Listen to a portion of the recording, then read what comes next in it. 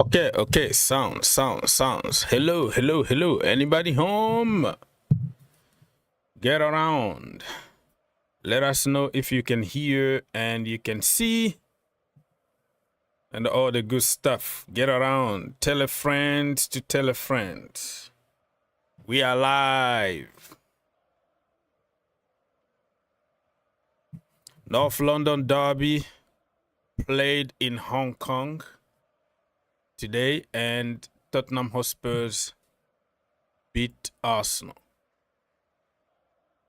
And then we have so many other topics, transfer news, whatever you want to discuss, let your voice heard. The link being provided if you have time to do so. All right. I'm going to pin the link now so you can call us and have your say, because the show is for the people. Meanwhile, while we are waiting for people to join us, let me try to spread the news very quickly. So what is going to be the excuse for Arsenal not to win this game? Because I watched all the, pre-games shows where everybody was, Arsenal fans at least were saying, how good they're going to be and they're going to smash Tottenham and make a statement today, because it's not a friendly. There's no friendly between the two, It's always tackle, flying, everything is a derby, They don't like each other, regardless of the preseason or no. This is a real game. Well, after the game, I just hope that they keep the same energy and say, all right. Listen, we lost. We take it in the chin. All right, Colin Shoe. Live now.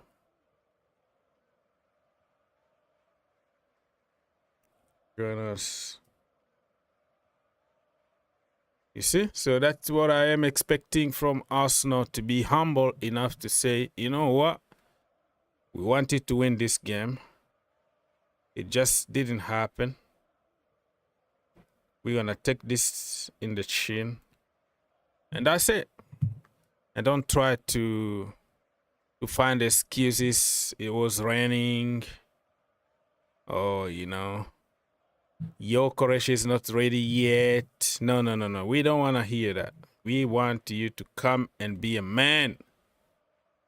Be man enough.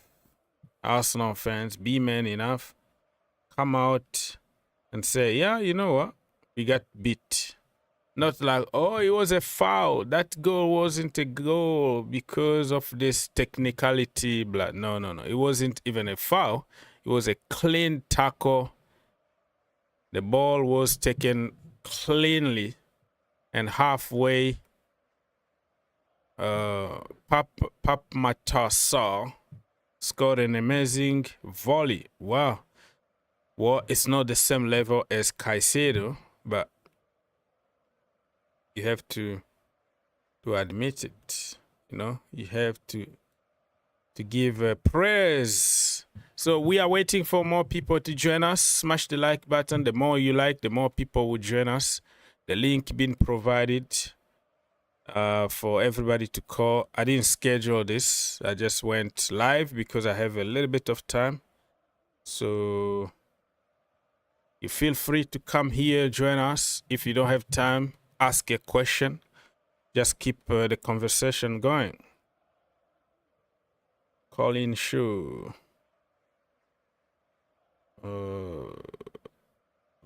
Live. No, course. All right. Almost done. And thank you, everybody, for stopping by. Much appreciate it. Let me go now on social media and see what is happening. To Twitter. Put it in front there. You interact with Twitter bring it here.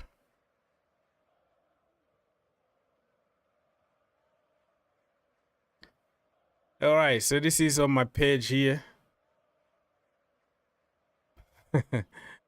You know how Arsenal.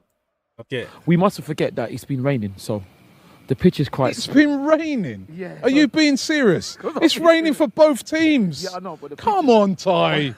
Come on, man. You're making some. What You're I'm making up excuses for a disgusting performance. That is the excuse that Ty is gonna give today. You can't wait, you know. We haven't been entertained a lot since the Club World Cup final, where Arsenal made a big show live stream against Chelsea, head along or whatever you wanna call it, and then after that, oh no, I'm not gonna give them any credit because that was PSG lost and not Chelsea won. You know, oh yeah, because it was hot, and the players are tired. Hello, Chelsea also played 65 games this season. Oh no, it's not the same. But before the game, everybody said how Chelsea were gonna get smashed and absolutely destroyed. And after that, no. After that, the language changed. So today, we don't want to hear Ty and Arsenal fans complaining again and saying, no, it doesn't count. The pitch was not good and the weather and all that. We mustn't forget that it's been raining, so the pitch is quite. It's been raining. Yeah. Are you being serious? It's raining for both teams. Yeah, I know, but Come on, Ty. Come on, man. You're making some. You're making up excuses for a disgusting performance. We mustn't forget that. All right, so that is hilarious. And today, I was watching it here live. I had to pay like $8.99 to watch the game because I wanted really to see. It was pay per view. I couldn't find it anywhere, so I had just like take $8 so I can watch the game. Kai Havertz, the donkey. Oh my lord! I think with the new guy Gyokeres coming, Kai Havertz is not gonna have enough playing time. I understand he was injured and also it's the preseason. Let's be honest, nobody is 100% fit. But oh my goodness, he was horrible. I'm not gonna be surprised if many people turn against him this season, especially because you have somebody else as a number 9 and Kai Havertz, where he's gonna play behind the number 9. Yeah, that could be. In the midfield, he's okay, but come on, man. We got a guy who runs around, and we could have got Jordan Ayew. Jordan Ayew does the same as Kai Havertz. He's unbalanced the team. Oh, you don't know the space he makes. Emil Heskey made space for people. Dirk Kuyt made space for people. He ain't going nowhere. He ain't going nowhere. Hold on. Going somewhere. He's going somewhere. Where? Wait. Where's he going? Saudi Arabia. Assalamu alaikum. Please take Kai Havertz from us. He ain't going nowhere. Give us £1 million, brothers. Please. He ain't going nowhere. No. We got Saudi Arabia, assalamu alaikum. Take Kai Havertz from us, please. I'm not gonna be surprised to see Kai Havertz under a lot of pressure again this season. And Arsenal, I mean, there is no excuse this season, to be honest with you. What is gonna be the excuse? I mean, you wanted number 9, a proven number 9. Arteta wanted to go for Sesko. Everybody said no. Sesko is a rookie. He's a baby. We want a proven one. Now everybody got what they wanted. Gyokeres in front. That brother is horrible with his head. His heading ability is the same as Nicholas Jackson. That's how bad it is. But in terms of connecting, scoring goals, Gyokeres is your boy. And also, he's not going to have the same space in the Premier League. People are studying him. People know how to block him. It's not going to be a walk in the park as in the Portuguese league. But I am sure that he's going to score some amazing goals, but not in the level that people have been selling us. You know, it's it's not gonna be the same. So if Arsenal don't win this season, they spent a lot of money. They bought everybody, and people said this is the year. You know, this is the year that Arsenal are going to cross that line, that finish line. This is it. And if you don't perform, you don't win anything this season, Arteta is gonna be under serious pressure. Let be honest. No more excuses. You have a team that's been built for 6 years. The same team, the same manager. You just added quality from every single position. So what is going to be the excuse now? You know, you have the squad, the starting 11. The bench is strong. They are very strong everywhere. This season, my friend, it's going to be something else. Let's go check on some headlines before we go back to the game. The game between Tottenham Hotspurs and Arsenal. If there is some breaking news, Alejandro Garnacho won the Premier League move, and Chelsea remain again attentive to the situation. Fabrizio Romano been repeating this since January, and people are sick and tired of this. And Chelsea fans don't want to even hear this because they don't like the guy. It makes zero sense when it comes to this guy. But it looks like Chelsea are trying to wait and then lowball Manchester United, knowing that they have no choice, and they might get him for 30 million. I'm just struggling, really. I'm struggling to see what position he's going to play at Chelsea, who's going to be benched. The work ethic, like defensive work, I don't see anything from that guy. I see some runs, some good runs here and there, but very inconsistent. Not going to say never to somebody because I'm not God. I don't know what can happen tomorrow, but this guy is just like a drama king on and off the pitch, always leaking information, always leaking like the starting 11 and everything from the dressing room all the time. And bad attitude when he's not playing. He's on the bench. He's going to jump on social media. Well, brother, if you're going to sign for Chelsea, you think you've been mistreated at Manchester United, right? And you're coming to Chelsea where the competition is even higher. At Manchester United, he didn't have enough playing time because of his own attitude and antics. He thinks that he's a superstar, tattoos everywhere, posting Ferraris and Lamborghinis and whatever. Every single day, this brother got a new tattoo and showing on social media. Now, at Chelsea Football Club, you see people like Nkunku not having playing time. Joao Felix not having playing time. So many players from your position who are very good, who could be even better than you, are not having playing time. And Maresca is very, very tough. He said, if you don't work hard, I'm not going to play you. So how that is going to be if you were so frustrated on the bench at Manchester United all the time? It's going to be the worst at Chelsea Football Club. Who are you going to bench, really? Xavi Simons? Cole Palmer? Gittens? Who? Pedro Neto? Who are you going to bench? I'm struggling. Estival William? I'm just struggling to see how this is going to end up being a happy place for him. Because he complains all the time. He want to be the number one. He want to play every single game. He want to be the man that people work for. He doesn't defend. I still even remember one of the games where Casemiro was just like cursing and just like hitting the ground and like, what are you doing? You can't run. You can't defend. You can't do anything. You have to help us.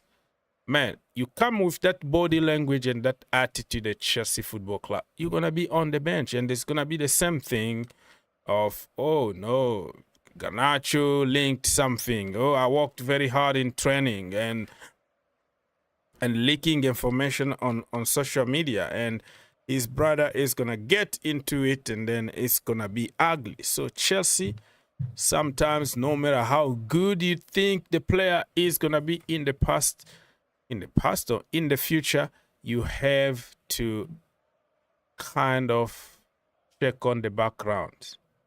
You know, sometimes just pass, right? No matter how good you are, just pass. And fingers crossed that Chelsea will use some common sense and say, we have more than enough quality now. Let's trust the players that we have instead of spending a lot of money on a guy that will bring a lot of trouble in the team. All right, people, if you are in the building, smash the like button and also subscribe to the channel and all that. Arsenal, my brother, Arsenal for life is back here. He said, disappointed we lost. Yeah, disappointed. Yeah, it means nothing the end of the day because it's Hong Kong. You are already Singapore champions, right? Arsenal, Singapore champions. You won the Singapore Cup, so that is more than enough. Well, you know, when it comes to Tottenham against Arsenal, it's not friendly. You know, there's no friendly games between the two teams. You just want to kill each other. That's what they do. And today I saw Kai the donkey Havertz getting on Odeberg, you know, trying to hurt him and all that. It's mental thing, right? It's just like somebody got one on you before even the season start. And Thomas Frank just sent a clear message now that he's gonna be very balanced. He's not gonna be attack, just like Ange Postecoglou. He's more balanced defensively and offensively. And they have Mohamed Kudus, who can cause some damage if they can keep Dominic Solanke fit, Van de Ven fit, also Maddison fit. I think we're talking about a serious team here from Tottenham Hotspurs. So in the big, if you look at it from a different perspective, the big picture is, oh, it's a friendly, but for the banter, for the feel-good factor, there is no friendlies between the two teams, and you beat somebody, you know, mentally and on the pitch, and that could have an impact during the season too. So yeah.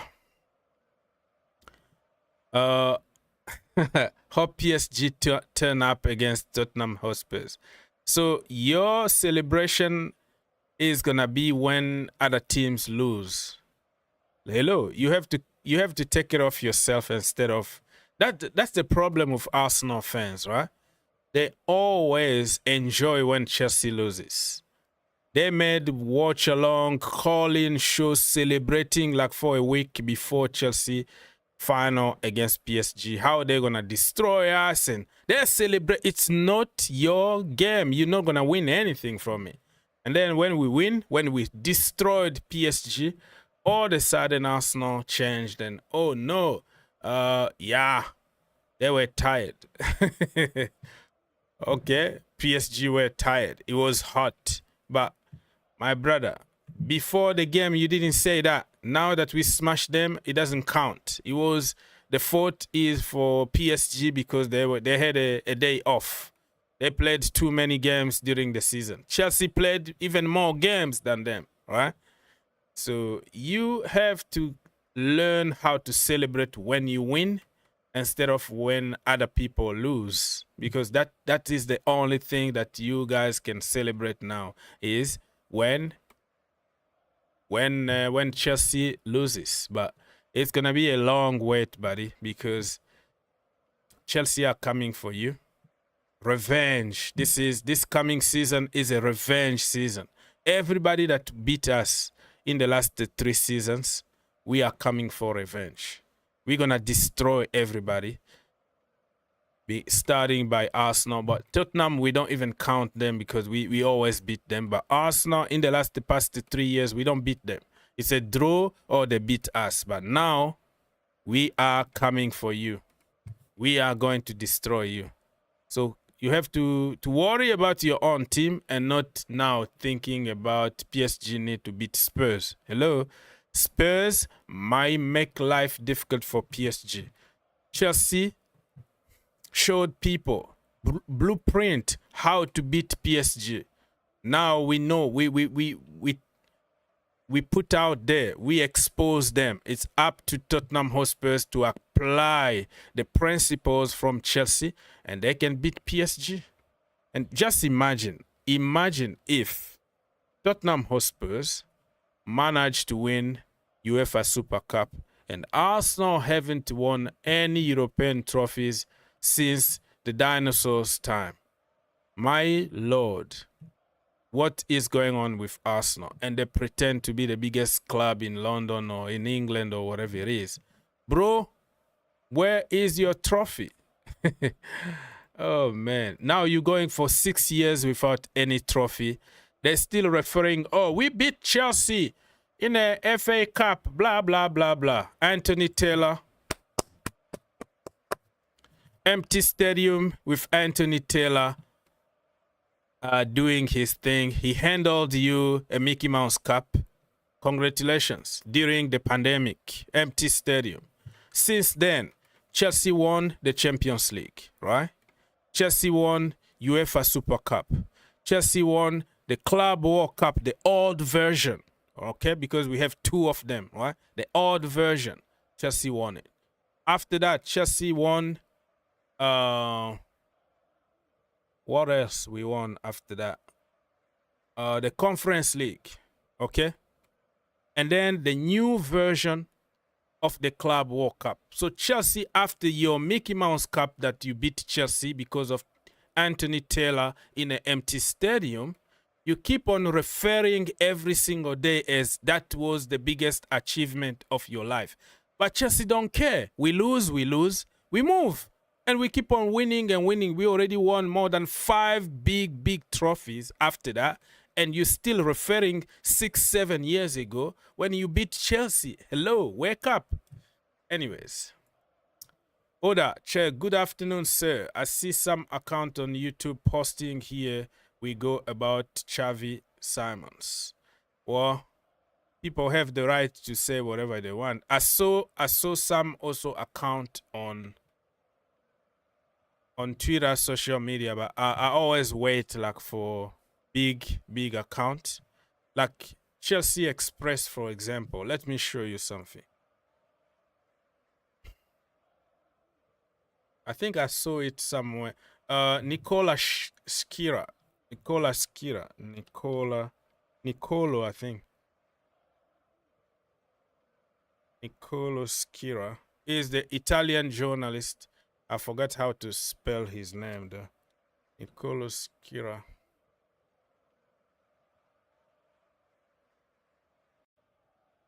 Nicolo Schira. Okay, so this is the guy. He's a good journalist over there in Italy. And he said something about Xavi Simons or Xavi Simons today. I'm going to continue calling him Simons because it's the same. So he said exclusive at some point, blah, blah, blah, blah. Chelsea already agree is a deal done, blah, blah, blah.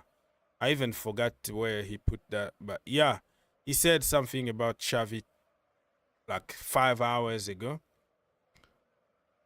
So, Chelsea Express. But because I haven't seen anything from like Fabrizio Romano and Sky Sport, or let's say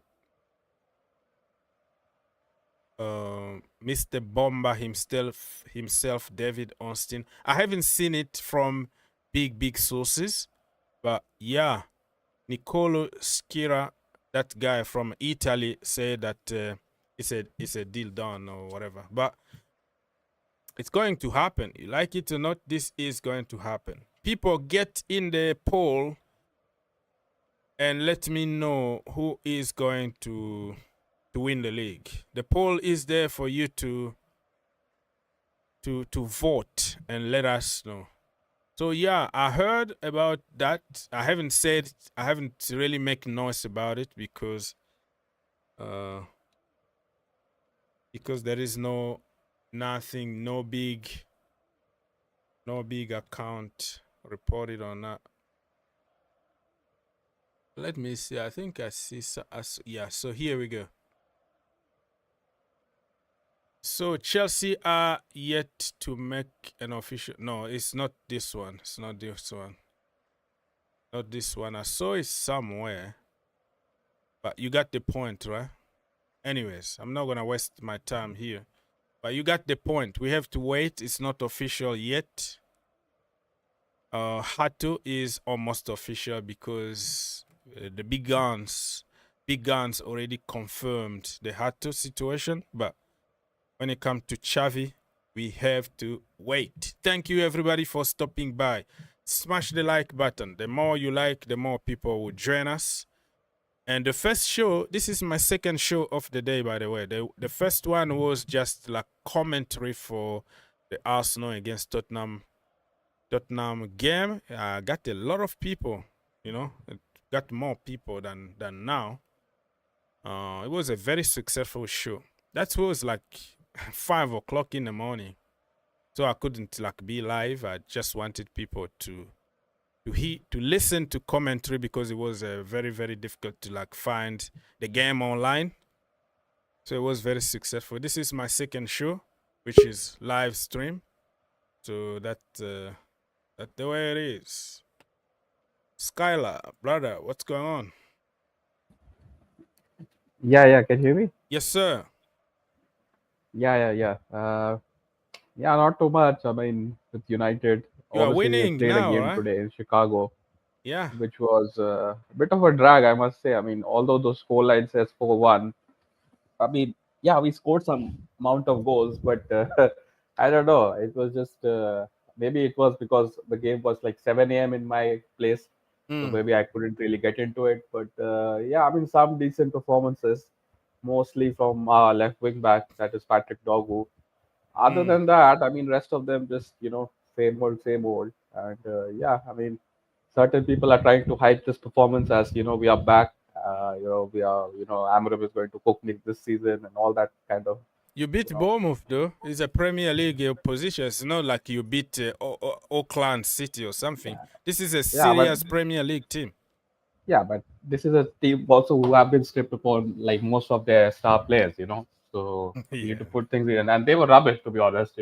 I didn't feel like they are going to score any goal apart from the one they scored. They had half chances, but rest of the time they were like pretty much invisible.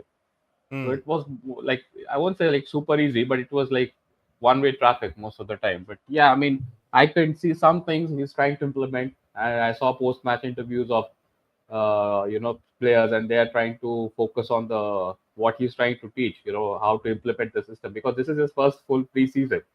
And with one game a week, he's going to get lots and lots of time to implement his so-called back 3/back 5. And yes, today I saw at least one part of it, which I'm desperate about it being working, is the wing backs. And at least one side worked with Dogu, because he wants to attack. Like every time he gets the ball, his first thought is to attack.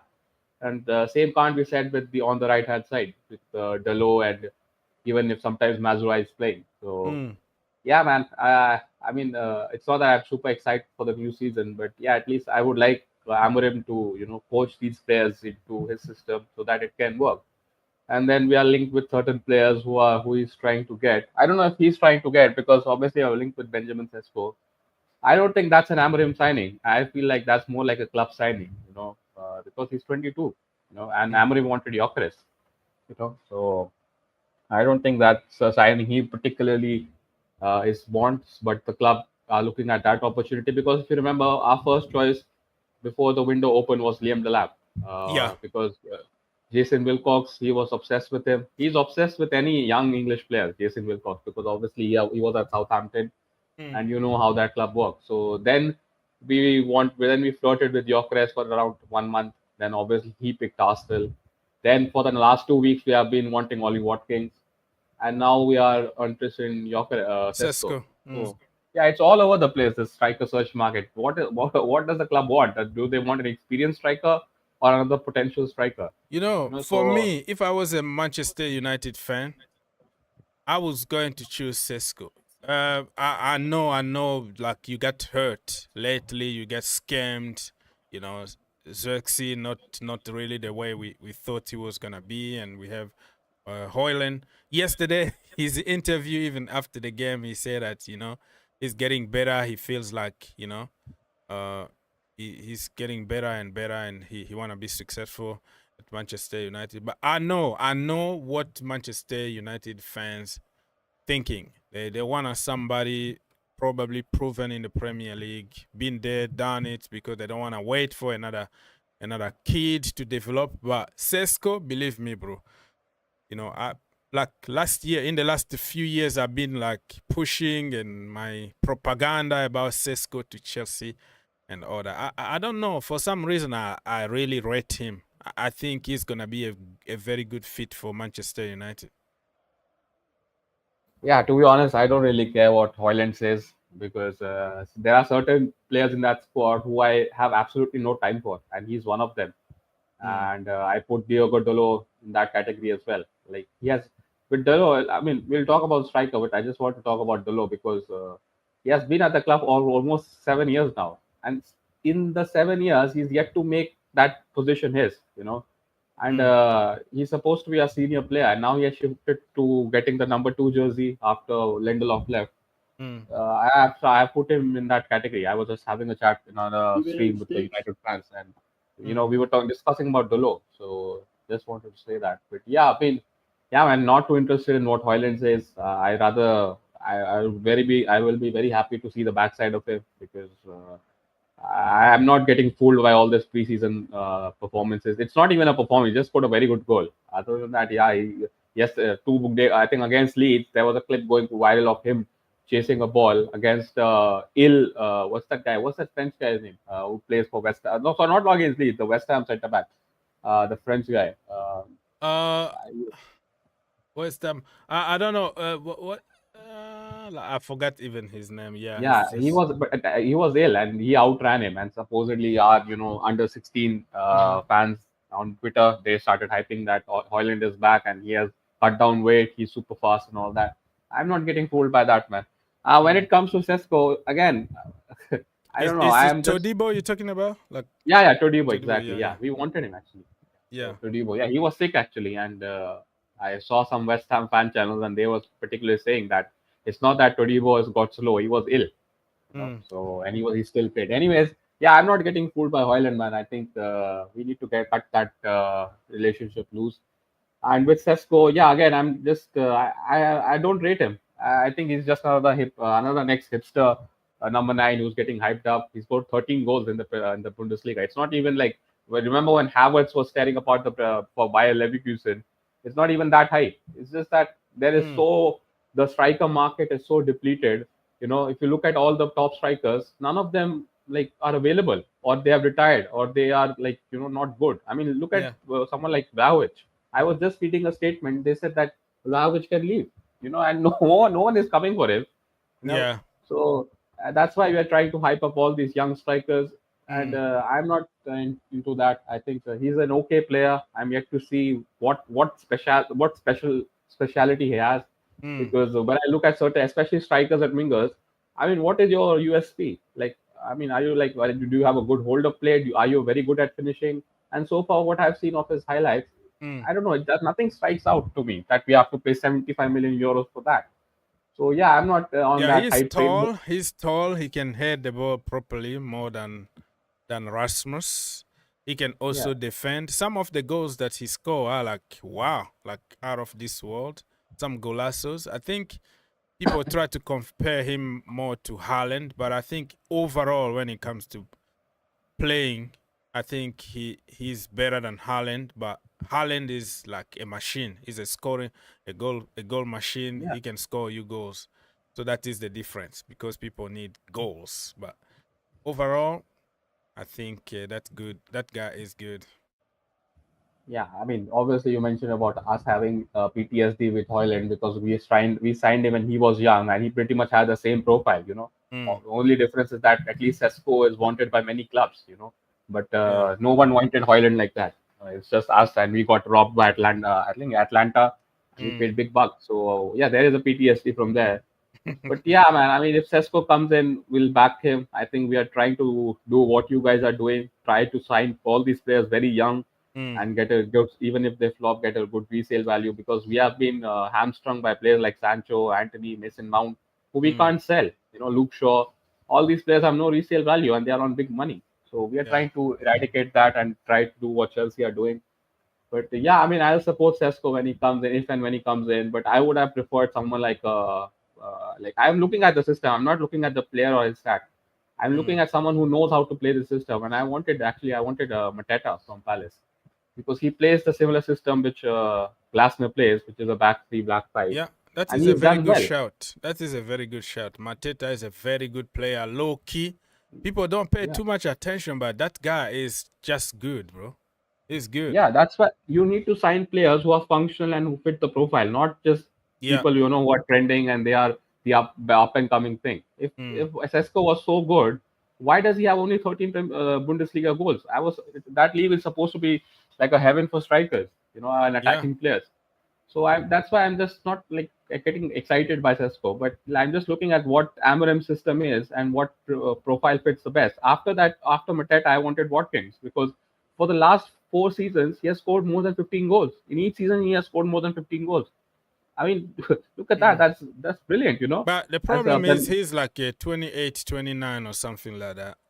No, yeah, he is, and yeah, he's yeah. 30 actually. I think Oh, his 30. birthday was like 2 days ago. Oh, wow. Yeah. So 30 years old, and the money that Aston Villa are asking is a little bit too much, I Yeah, think. but look, at the moment, what we need is we need to get back into the Champions League position ASAP, Mm, because mm, after if we are out of the Champions League for 2 years, we are going to get a sizable cut from that sponsorship money of the kit deal.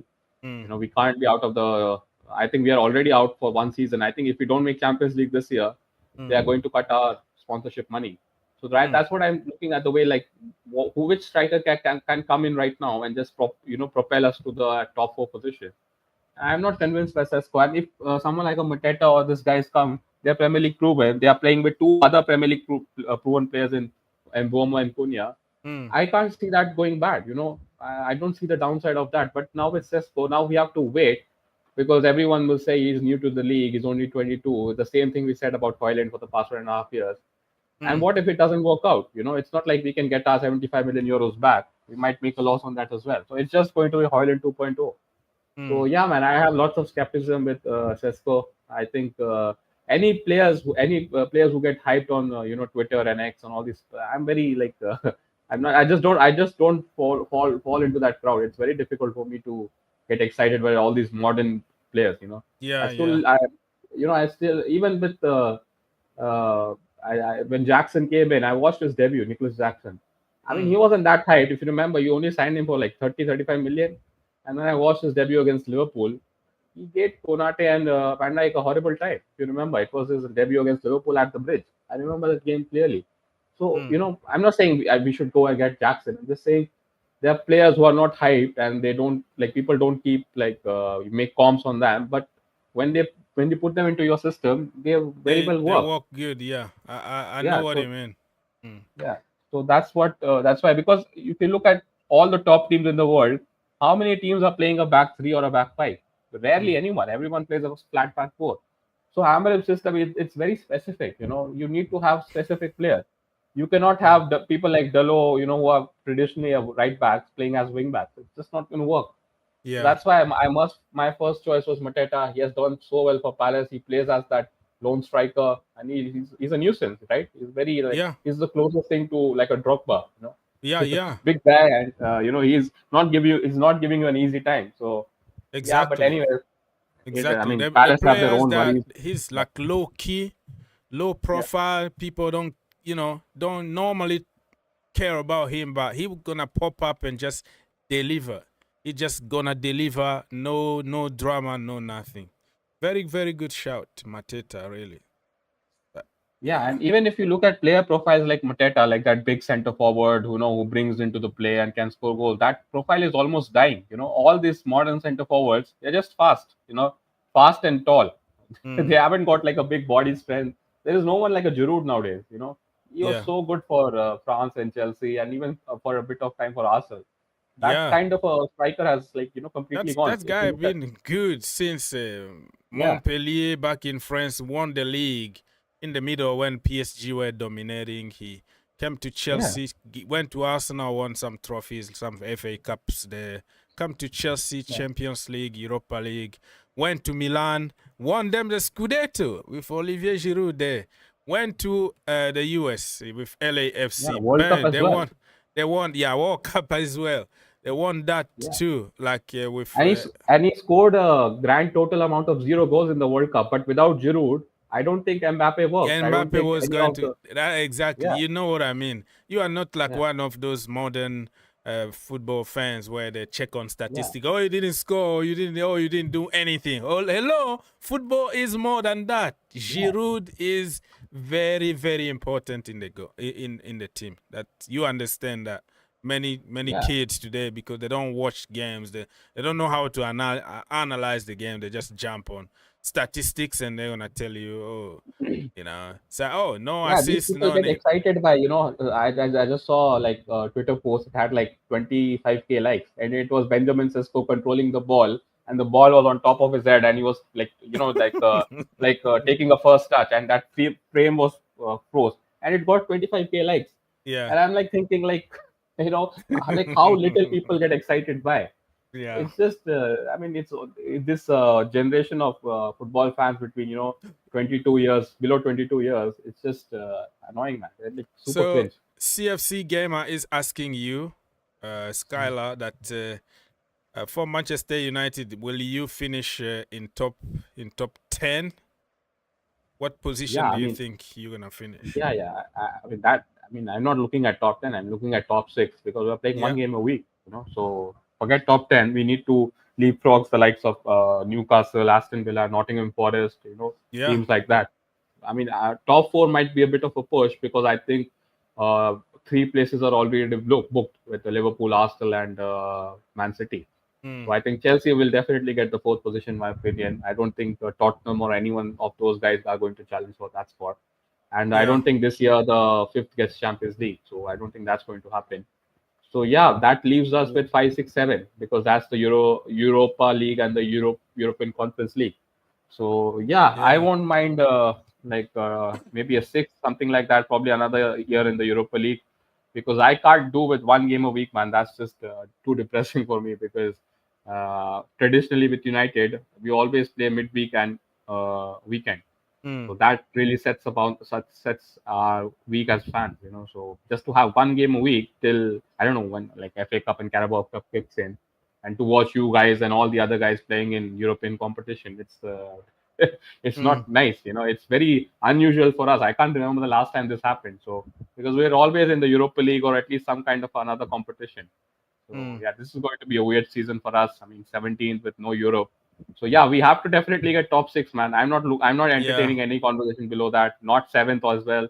Top 6 has to be I priority. think United might surprise people and go to the Champions League next season if they just manage to get some key players, get some deadwood out, just like this guy here, Garnacho. I don't know what Chelsea see in him. Yeah. Matlow just confirmed now that Chelsea are not afraid of his background. They already ran the background check. He's a good. I don't know. I'm Did struggling they to really? see. Oh I'm man. struggling to see what they see in this guy. You have I'll Gittens. tell you what they see. If they see Yeah. a 20-year-old who you can get for 40 million and you can sell him for a profit. He's 20 Yeah. years old. And Yeah. and United wanted 60 million in January, if you remember. Kobe Minu was linked to your club as well. Yeah. Then obviously as valuation dropped, United wanted 50. Now it's 40. So a 40 million for a Premier League player and a 20-year-old, that's even if he flops, you can, and with any clubs better than Chelsea, they know how to sell. So The you already problem look. is the guy is a drama king. He is. He is. He linked the lineup. He complained on social media with his brother. He likes his tattoos a lot. He's lazy defending. I even saw one of the game where Casemiro wanted to Yeah, kill rating. him on the pitch. Like, what the heck are you doing? Just put some effort on defending. And it's just everything that is against Maresca's philosophy at Chelsea. Yeah. I He's can not see someone who in this tolerates guy ill discipline. Yeah. ill discipline. And you think that he was mad at Manchester United for being on the bench few times, but if he had a good attitude about it, he was probably going to play every single game there. Because of his attitude on and off the pitch, he was on the bench. And you think that at Chelsea, where the competition is so high from your position, look at the quality they have. And if you sit him on the bench, do you think that he's gonna have a good attitude and wait for his Nope. time to come? No, he's definitely not that That's kind of a a player. problem. Even for himself, brother, go to Napoli, go to Argentina or something. Don't come to Chelsea. I don't know how are you gonna fix that immediately? I just don't get it. And it's all over. It looks like Chelsea are gonna get him. Like Matt Lowe is confirming that Chelsea are not afraid, and they're gonna add two attackers, Xavi Simons and Garnacho, and then the window is gonna be closed for Chelsea. It's going to happen, bro. I just don't know. Yeah, I know. It could, because he has confirmed that he wants to stay in the Premier League, which means that no other club other than Aston Villa, Chelsea are linked with him, because Arsenal don't want him, City don't want him, Liverpool don't want him. And he certainly does. He, in his opinion, in his own delusional mind, he thinks he's better than that. So that's the problem. Chelsea. That is a good point. He thinks that he's that, but he's not there yet. You're not there yet. Just be humble, man. Yeah, I don't know. Thing is that with Chelsea, I think you are going to replace Nkunku with Xavi Simons. You replace Sancho with Gittins. So you need to replace Mudryk with Garnacho. I think that's how your club is looking in that way, because Mudryk, whatever it is, he's a body, So he's a body. He's somebody there. Yeah, you're right. Yeah, and you are going to be playing on all competitions. So you need certain players in your squad. I don't know what's happening with Jackson. I don't know if he'll play again for your club Jackson or not. Looks like he's gonna go somewhere because it's for his own good too. You replace him with Pedro. AFCON is in December this year. If you don't play, you're not gonna play for your national team. I see Jackson going on loan plus option to buy, probably to Aston Villa or something like that, because Unai Emery is the guy that gave him a chance at Villarreal, so he likes him a lot. So it could be a loan or something for his own good. I still rate that guy, the work that he does for the entire team. The problem is the finishing is very poor, but other than that, he does very good for the team. But for himself, I think it's gonna be a good thing to go somewhere else. But Garnacho, definitely Jackson. He's not really a shooter like that. So you have replaced someone better than him in Joao Pedro. Yeah, but Garnacho, man, I can really warn you, because it's really about picking your poison. Because I'll tell you, within first 3 games, you'll be frustrated by this guy, and you'll see what's special about him. Nothing. He just runs in straight lines, Yeah. And that's about it. He's not even fast. If you think he's fast, he's not fast. He's built like a toothpick, He's got no upper body strength. Some spectacular goals, against Everton or against Chelsea. Against Chelsea, he scored, I think, twice against us. So I don't know if that is one of the reasons, so he doesn't have to punish us anymore. But anyways, but don't get me wrong. If we sign him, you will see me come here and support him, because I have no choice. Yeah, we have to. You can't go against players. Yeah, you can't go against players. I will play for you, because I'm not going to keep an agenda. But right now, if there is anything we can do to avoid this guy, please, man. Please. Yeah. Please. I mean, you have to avoid not him, but his brother as well. Did you remember what he tweeted about Cole Palmer? He said something like, if Cole Palmer wasn't on penalties, he won't be in the conversation of the best player in the Premier League. So he just said that league is like a penalty, like a penalty thing. So, and that guy is 17, his brother, he's like teenager. So you Oh, can see wow. the apple doesn't fall far from the tree. So he's a kid, and Yeah. I heard that he's trying to become like his agent or something like that. Yeah, I'm yeah. like, what Yeah, the live off heck? his brother's hype. Yeah. Oh my goodness me. Garnacho, man. Mr. Victor is in the building. What's going on, brother? Hi, Hello. Kyla and everybody. Yes, sir. Big up.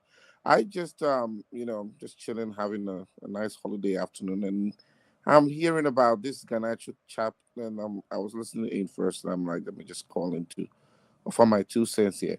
Yes. I don't know. I mean, I've not gone back to really thoroughly and unbiasedly watch his performances. Um, but I don't know. Do you It's the rate same. him? Do you rate It's the the guy? same. I don't. But that is also the point. The point is, once I foresee, for instance, okay, I foresee Madueke being a champion at Arsenal. When the entire fan base detests your signing, you have this chip on your shoulder. You go out there and you outperform, and then it's like, wow, we missed something here. I do not think that the Manchester City fan necessarily disliked Palmer, but he wasn't playing there. He came here. He's a marquee signing. That is not necessarily the same. We did the same. Kai Havertz, and Kai Havertz hasn't been the best, but he's been improving Arsenal. I do not know. Like you yourself said that you don't know and understand what the higher up sees in this Garnacho chap. He's been linked with us for almost a year now, as far as I can understand, recall. Yeah. So there's somebody in there. There's somebody in there. The people that say yes to the final say, or the purchases of players, they might find something in this guy that they like. We all may not see it at all, but that one person there, or maybe two people there, or one person keeps coming back to this chap and say, "It's Garnacho, it's Garnacho, it's Garnacho." Maybe there's a selfish interest there. Maybe he knows the what is it called, the agent, and he's promised the agent, "I'll get him to Chelsea." Because some of these signings you cannot understand. We are able to send Ghana what's it called, Madueke to Arsenal. Mm-hmm. But Madueke is a decent footballer, and even though there has been reports about his lackadaisical attitude towards training, and he has this nonchalant attitude towards the game, the way he dresses and everything, but he is still a serious player, and you only hear any fantastical stories concocted about him.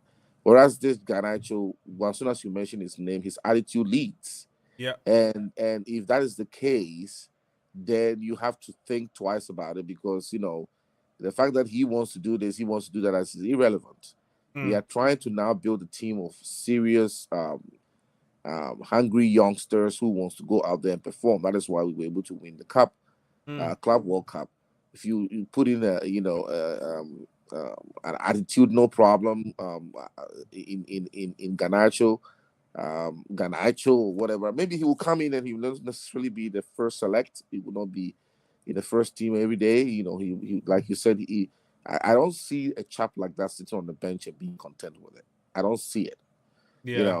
You don't see that. If somebody is full of attitude, and that precedes him, you will. Like he sees himself like Neymar.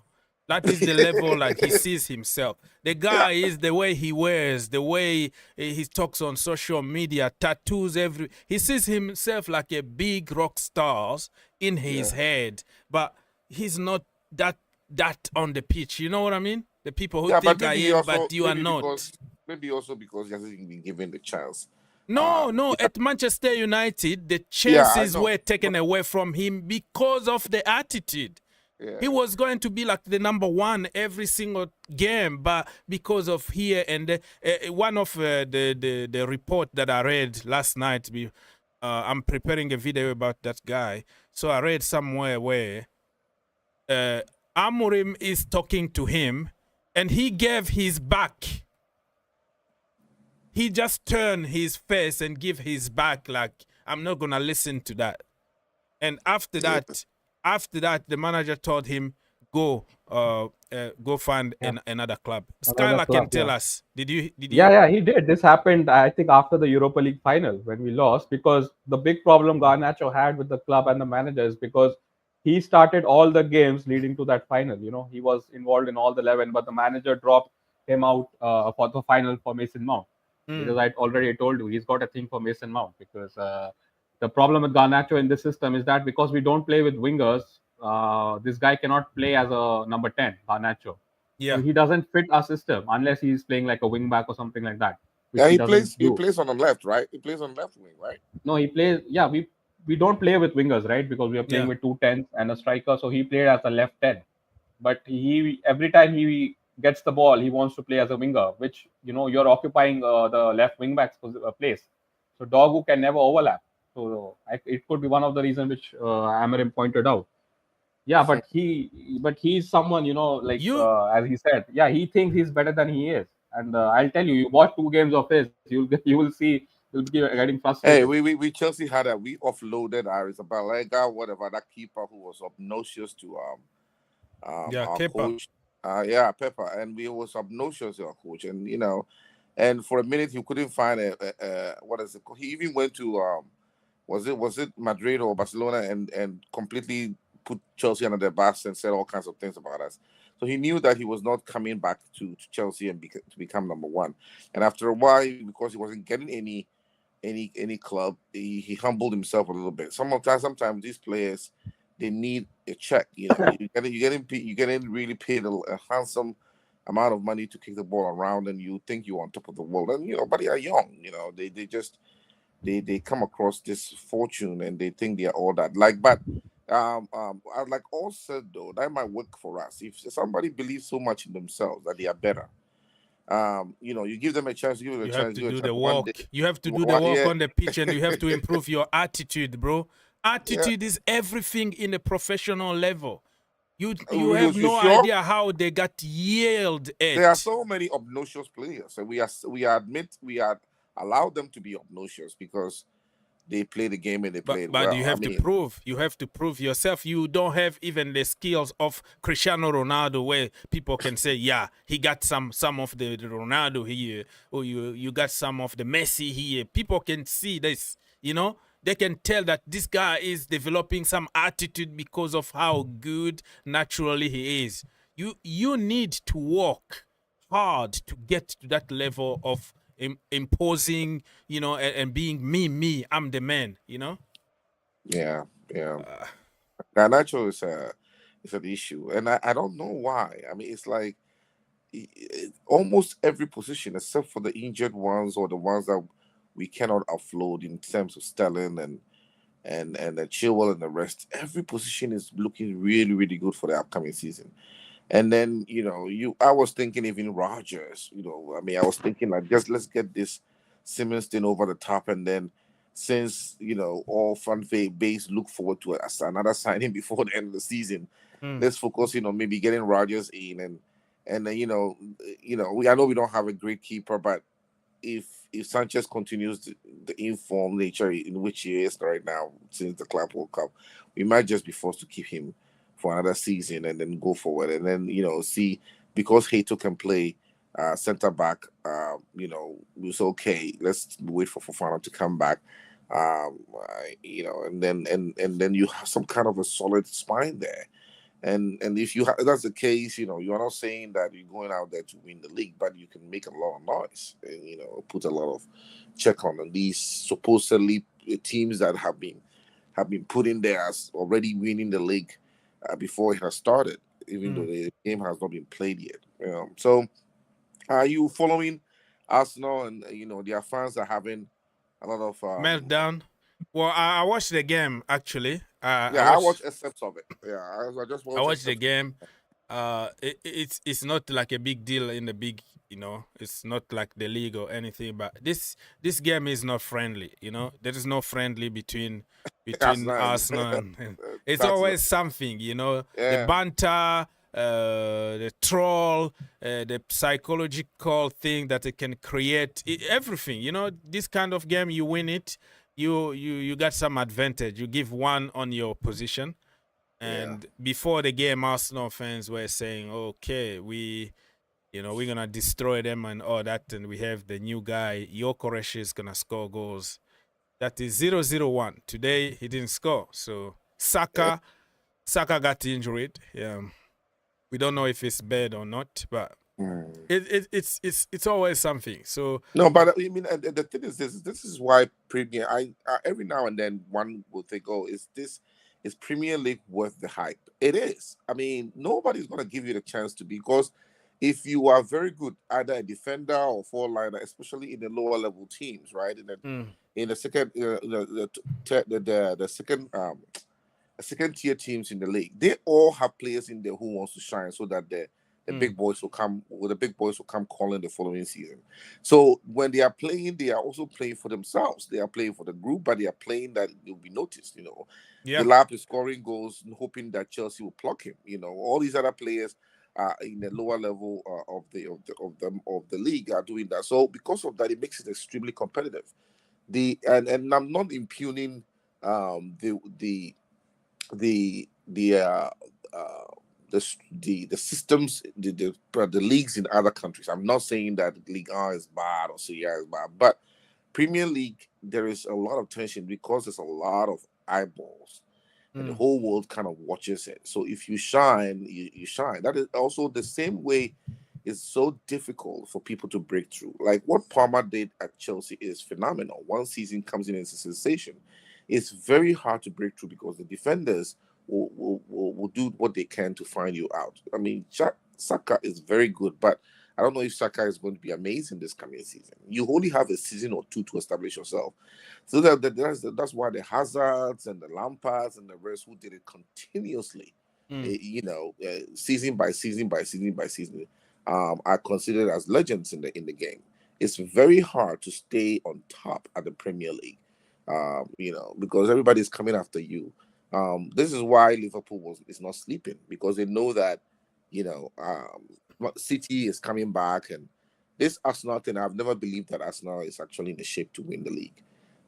You have to be in a place where your players can believe, and I don't think the players really believe that they could win the league. Now, anything is possible in football. Who thought that we're going to come in to America and win the Club World Cup? But Arsenal is a question mark for me. You don't just, if things are deteriorating. Yeah, 2002 to 22-23 season was phenomenal. There's no question about it. But if you think that you just put one person in there in Gyokeres and all of a sudden your problems are solved, that's what everybody been saying, that everything they are doing is good except that they lack goals, and if they score some goals, they will win the league. So right now, get Victor in there. Now, who knows? Maybe the first 10 games he will bang in 15 goals, and we are like, oh, we said so. But I don't think a striker only improves a team. It's important that you get a striker that can score, but if the striker is scoring, you are leaking goals. What's the point, right? So you have to really make sure. That's why everybody talks about the spine of any team. You have to make sure that from the striker to the midfield to obviously the center backs, you have great team members. Like I always say, the defense brings you championship, and because some days you just need to squeeze in with just one goal. And the only reason why you squeeze in one goal and get away with it is because you have a strong defense that will not let one in. So instead of 3 points, instead of 1 point, you go away with 3 points, and that helps you stay, on top.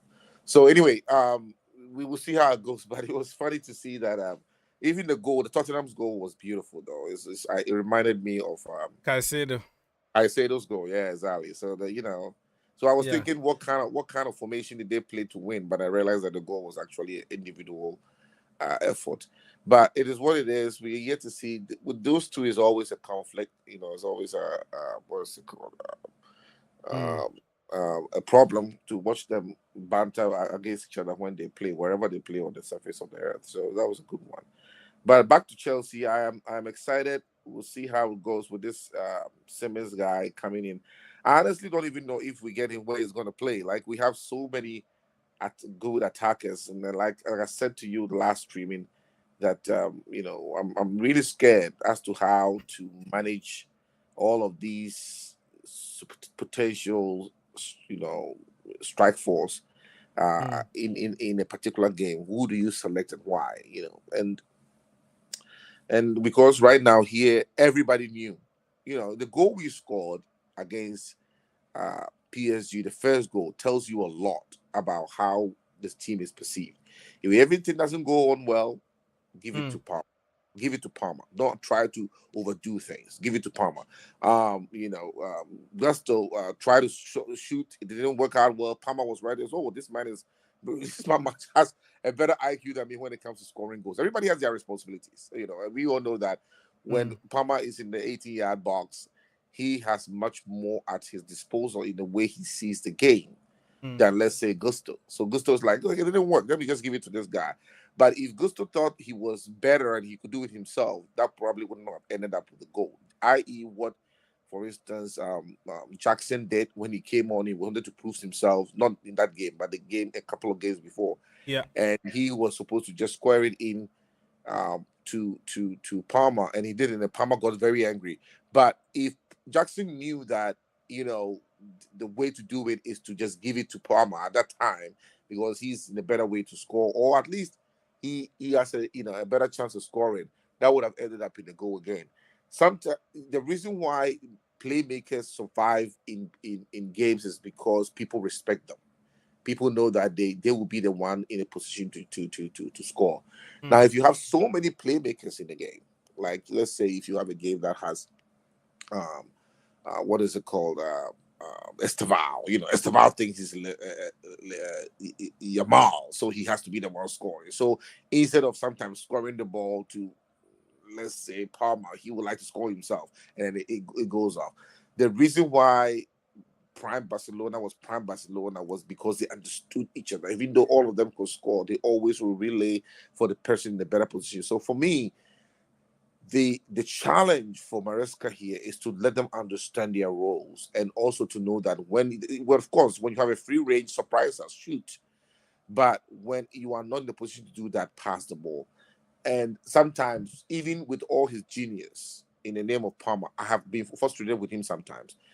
When he was not doing very well the second half of the league last year, I could tell most of the time he was frustrated. Most of the time he was trying to do too much because he thought it was only him that has to break through the defenders and the back line and do things. So there was a little bit of frustration there. I don't know if folks recognize it, because he thought it was him, and it's true. When he didn't play well, we didn't win because it was only he who could score. So I'm making the whole argument against myself, and I'm gonna let you come in here. It might just work because Palmer will not necessarily be the only one scoring, because the goals that I'm sure Pedro is really capable of, he will score from any angle. He'll go and get the ball from the center and he'll run and threaten defenders. Esteval can do that. Gittins has that in him, and so it makes sure that the Hernandez and the rest become second tier in terms of who we expect goals from. So I'm really excited about that. But conversely, I'm also a little worried about what they all think of themselves as their roles in the team. Are they there only the good thing about it is we have a very young team. You're talking about Estival here. He's 18. Kenda is coming. He's still like 17 years old. All those, they are like 20s or something. Palmer is a little older, but, he was a kid like yesterday. So they are open to new ideas and to understand their role in the team. And also, there is nothing. I've seen it work at Barcelona, like you said. Neymar, Suarez, Messi. But everybody knows that there is always a boss there who is Messi. But Messi, before that, he had Ronaldinho in the team. He had Thierry Henry. He had Samuel Eto'o. So the hierarchy is going to be changing, but there is nothing wrong by having a lot of talent that can do different things. Yeah, but I have a question for you, though, here. But you see, when you compare those eras or those teams, right? Like the prime Barcelona, they disabuse, they nullify you by keeping the ball. The reason why everybody went after PSG Madrid, because they are two front men, all right? Mbappe and the rest were not even putting pressure on the ball. They thought they were masters of the game. People should go and struggle and get the ball and give it to them. Whereas we stifled them. The way they were stifling, we were standing right at their box when they're about to pass the ball and gave them the same pressure they gave to other Madrid. teams. Yeah, exactly. But so you need players like that. But when you have playmakers, they normally are not attackers. Sorry, they are not tacklers. They always want to be the ones that look around. If you look at Messi right now, obviously because he's older, but his game has never really changed. He will walk around, doesn't tackle the ball, and he looks around to get the ball and create. And that is exactly the same thing you see in all playmakers. That's why they didn't work when they were at PSG. All three of them combined, Mbappe, Messi, and of course Neymar, because they thought they were above and beyond tackling the ball, like really, really putting pressure on the ball, like that Caicedo would do, run his heart out and get the ball and try to create. And that is the problem. That's what I'm hoping that it doesn't happen. I don't see Palmer doing that either. But the problem is we have the blueprint from the final. Yeah, Palmer barely tackles. He does. There's a tall guy of 6'1" or 6'2" in Palmer who is away from the 18-yard box when the corner is being kicked. Have you realized that? He does not head the ball. He does not struggle. He always want to neatly get the ball. Now, what Palmer offers Chelsea is amazing. But what he doesn't offer, I always watch him. I'm like, why is he this tall guy? Or maybe he's not good with his head. And but it could be also like that is not in his game. Tactics from the manager. Because like you see now. But that is also the same thing you see in most people. That's why Ronaldo is amazing. Ronaldo does it all. No, he doesn't tackle either. I mean, maybe because now he's older and he doesn't do it. But most of the playmakers are not folks that really go after the ball and put pressure on the ball. They want to be on the side. So if you have too many of them in your team, and they don't understand that is their role, I remember what is our coach Mourinho always said that about all the other playmakers he encountered, Hazard or whatever. He said you have to come back and work, and most of them don't like that. So anyway, I'll let you come in with this. What do we see? In these players that we are putting together, are they players that will stop the ball from even getting to their half because they tackle? And that's what I said. Like the age, that is one of the reasons I kind of mentioned the age of the players, because they are open. They're still kids. They are open to changes and understand. And the second thing that I mentioned is that we have a blueprint. In the final of the Conference League, we did something different. We, the first half we were destroyed, almost conceded like three goals in like 25 minutes or so. We woke up after that. Palmer decided to take the game, and everybody was tackling, defending, working for each other. You don't win titles with being a superstar and not doing the dirty work. Yeah. So I think that we did the same for PSG.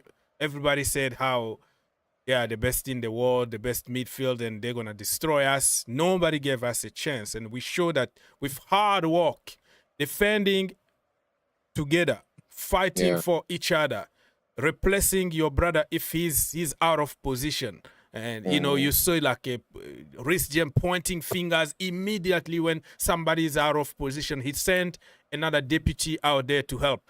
So all that is like a blueprint where you can show them and say, if we were superstars here, put our hands in our pocket and think that the ball is going to come to me to score, it's not going to happen. So we have it. The mentality is already the core of how to win is already in that young team. So I don't think they're going to accept anybody or anybody to join us and think that, okay, I'm a playmaker and I'm not going to work hard. Look at how Joao Pedro works very hard. Look at even Pedro Neto. That day he was playing just like a wing back. And at some point when Cucurella is out of position, who is covering that position? Pedro Neto is like a fullback. Like, it was so amazing to watch a game like that. So I don't think Maresca is going to take that and no for an answer. Or accept that Garnacho comes to the team and think that he's a superstar here. No superstars here. Everybody works depending on your ability, of course. Somebody like Cole Palmer is going to do a little bit less because what he can provide and what his physical abilities are. He's not somebody like will sprint and put a tackle or something, but he can do the defensive work in his level by marking somebody or just trying to make movement. You can defend without the ball. You can play a decoy. There are so many ways of defending than just run and put tackles. You can make a run that people might think is a useless. Why are you running? But you already like took two people with you. So that is another way of defending. So I don't think Maresca is gonna tolerate that because that's the blueprint. That is Chelsea. The way we do it is to work together, defend together, no superstars. Yeah, no superstars. We hope that's the case. I mean, we are proving to the world that when it comes to tournament football, we are amazing. You know, I mean, we won the conference and the World Cup. And the conference was obviously a whole season-long tournament. But the Club World Cup is what it is, and you know, things fell our way, and I'm glad it did. But the most important thing for me here is obviously the first few games to see how we do with the league, because there will be bad days. Obviously, there will be bad days, and which is acceptable. Can you believe it? Arsenal are at the end of their preseason. Chelsea haven't even started their preseason yet, and the Premier League is next month, and next month is tomorrow, right? So we haven't even trained yet. Like, people need to understand that we are human beings here. Because we just had the longest season in the history. And we're still on vacation. People need to recover. Anybody come back yet? Anybody? No, nobody. They're going to come back the 4th of June. No, I'm talking about August. PSG. Has PSG returned yet? Because no, even them, bro. They are human beings just like us. They haven't returned yet. No, nobody returned. Even Manchester City returned last week, but they got knocked out, you know, early in the competition. So we have to expect hard time because they are human beings. They need to disconnect. They need this 2-3 weeks vacation off away from football. Go just do your thing. Yeah. Yeah, I'm hoping that is the case. I'm excited. Now when I look at the horizon of this whole transfer window, I mean, I'm like, I know we are not going to go for another striker. I don't know the situation with Jackson. If he's going to hang around and be a third-tier striker for us, I have my doubts. But we're thinking, you know, are we secured to go into the season knowing that we can really perform? And when you look around, you think, okay, you get Simmons over the top, and then what's next? If that's where we are going to end, then that's where we're going to end it, and maybe get rid of a few of our, not get rid of, it's not a really nice terminology for our own players, but make sure we find places for these discarded players to go. Where do you think Sterling and Chilwell will end up? Because they are on some salary, and if they stay, between the two of them is more than 500K a week, and if you don't play them, but they're hanging out, then there's a lot of drain on the coffers, you know. And that's where I'm thinking financially where we are when it comes to those players that we invested so much money into, and they are still hanging out. Yeah, so let me say hi to somebody. Change his name here, Zion. Yeah, hello, Mr. Oggs. Yes, sir. Go ahead, bro. Yeah. We can't hear you, brother. I think you have some connection issues. Can you hear me now? Yes, sir. Okay. Go on. What do you wanted to say, brother? Like Mr. Victor said, it's very right. We need to find some place for these players that apparently the manager don't like or don't use, Mm-hmm. because we can't enter this new season having up to 30 something players again, because it will be a burden when the owners are paying their salary, because Sterling is on ridiculous amount of money, Chile too, the same thing, and they're not played. So we need to find solution for them quickly, and maybe getting a central defender. Yeah, and Robert Sanchez, I'm not really too confident with him yet. Yes, he did a masterclass against PSG, but he still has some shaky moments. Mm. So just watch him for the first few games. Then, if he doesn't prove himself, then I think we have to go into the market for a goalkeeper before the market closes. Wow, yeah, Robert Sanchez, I think he's gonna stay there for one more season. Looks like Maresca and the coaching staff trust him, and he did pretty good. Sanchez, if you keep it simple, you don't push him to play from the back. He's good, but when he's living under a lot of fear from the manager, if you do this, I'm gonna change you. You don't do this. If you don't pass backward, that is the problem with Sanchez. He just messed up his mind, and I think he's gonna be solid, but just like you said, for Yeah. me, But the thing is, the problem is, and I don't mean to cut you here. The thing is that during those times we didn't have a frame to go back to, or a picture to go back to, or some kind of instance to go back to where he was good, because the strategy was simpler. Now, months ago you would say, okay, we haven't seen it before. Now we know this is what this Club World Cup and the success of it, or I mean, even when we're playing better at the tail end of the Premier League last year, um, you build on those success because there's a reference. You can go back out there and say, we've done this before, and if we've done it before, how did we do it and why did it work? But before, if we didn't know that Sanchez has that in him at all, that he could just connect the strikers, the striking force with just one kick of the ball. We didn't know that because he wasn't allowed to do it, but he was allowed to do it one time, and it brought us a lot of glory. So Maresca has his hands, tied here. He cannot insist that you have to play from the back, even if it's not working, because you can see that Sanchez gets very, very nervous. He's not comfortable with that style, and if he does that one or two times and the mistake returns, people will cut off his head, meaning Maresca in his press conferences, as to why are you doing this when we know that he could do better. The people refer him to, against a team like PSG, he was kicking the ball over the midfield and making sure that people struggle. I have never, and can I check something very quickly? Skylar just told me to check on Romano because there is a news there. Oh, Mark Gill. Remember him? Mark Gill to Sunderland is a here we go. Deal agreed, loan, no option to buy.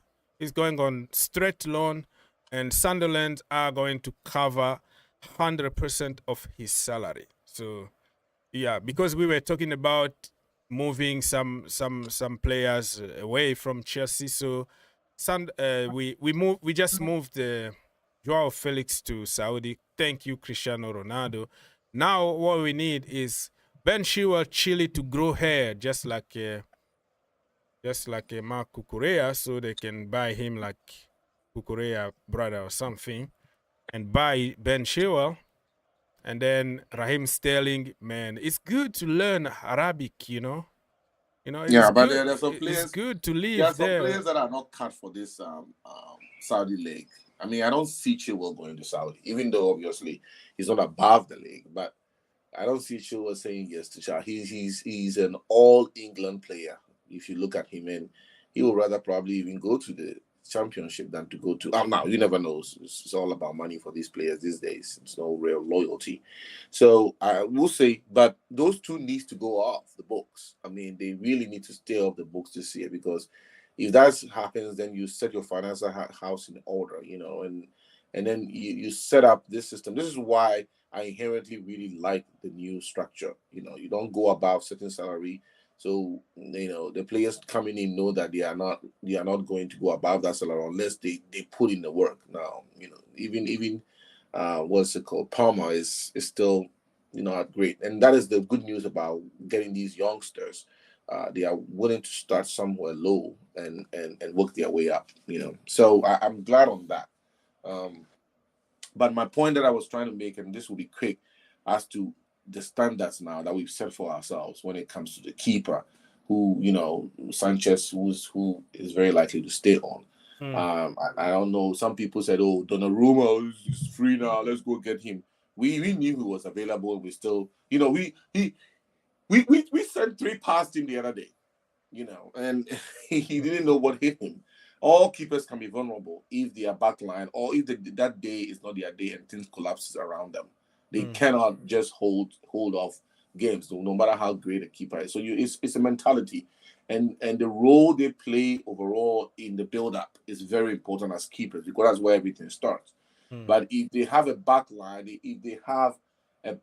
that is already nervous and they themselves are nervous, you as a coach have to revisit your strategies as to how to do it, because you know that you have players that are not comfortable with the way you want to play. Now, that doesn't mean that you always hit the ball in like, you don't have any strategy at all. But I have never, and this was the point I was about to make before I stopped. I used to coach every now and then, right? Yeah. These small high school schools here in the US.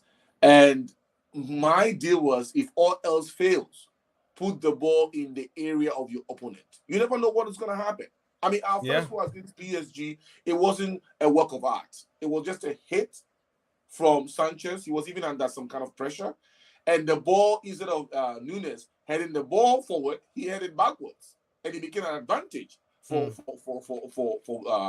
Gusto to pursue. So you know that if the ball is up there, first of all, it's not in your area. There's no chance of you making a mistake, right? So I told my players, if all else fails, balloon the ball into the opponent's half, in towards the what is it called, the 18-yard box, because it's a round little thing, and it may not bounce well. Anything can happen, but at least it's not in your area where a mistake can happen. And I think that for coaches, I have never understood why you don't have anything to prove. The way we play the actual physical game will never be remembered after a year. It is only going to be the goals and the fact that you won a trophy. So for me, this is what the deal is for me. You have to always make sure that if all else fails, just kick the ball in. Don't do it too much, because then it becomes monotonous, and then the opposition feels like you don't have a style of play. But you have to make sure you incorporate that into your game, because that is always the uncertainty there. It will give you some chances that you never thought of in the beginning. Yeah. I like your point though. They just made me remember the final, because we all knew Maresca tweaked his own system to be able to beat Luis Enrique. But when watching that game from minute 1 to minute 90, I noticed that Luis Enrique didn't change anything after halftime. His team were comfortably losing 3-0, and they didn't change anything. He kept playing the same tiki-taka, trying to find the perfect goal. Vitinha, Joao Neves, Dembele. Nothing was changed during the halftime. So that makes me wonder if he's also stubborn, if he's also a stubborn coach. Luis Enrique? Yeah. Well, every manager at some point, you have to be stubborn, not extra stubborn when things are not working. But if you believe on what you've been doing, just think about it. They destroyed pretty much everybody, right? They destroyed all the teams from the Premier League, the Serie A, La Liga, whatever. They were the best. So all of a sudden, you think that he can just abandon everything he's been doing? Wow, that day, Chelsea were... Yeah. The answer is yes. You are down by 3. Down by 3. I'm not saying... When he was destroying people, he was ahead. When you score goals are the most important thing. All of a sudden, you become a genius when you score goals. Even if the goals came out of luck or it was individual exploit. All of a sudden, you become a genius because your players relax, the other team is chasing the game, and you are able to do all things, everything you do. And if he keeps getting better, then he's even better. That's what happens for Chelsea. We ended up having this one man who was smart in front of the goals and dislodged people and kicked the ball into the post twice in 8 minutes. It nullifies any strategy that PSG has. So PSG couldn't come forward because they are scared. Anytime Palmer gets the ball, they run around him like they're scared because this one man was doing that. It wasn't really something that it was taught. Of course, the overall strategy was taught or was discussed, but he was smart enough when he got the ball to be able to do what he did to these players. So if you are a coach, at the end, you want to score. And PSG could have outplayed us. They even outplayed us. They didn't have to outplay. I shouldn't say that. They had possession. They were 65 plus. We were 30 something. But anytime we got the ball, we were more effective with it. So the possession game, if it's not working, and because it's a timed game, it's a time sport, right? After 90 minutes, it's not like tennis where you can play and play and play until you can come back. No, you are a time sport. So you have to understand that if you are sticking away, you are on the verge of losing. Change it. And you never know what happened because obviously you are down by 3. What else can you do? So the genius of the stubbornness of what is it called? These coaches, it's not good when it's not working.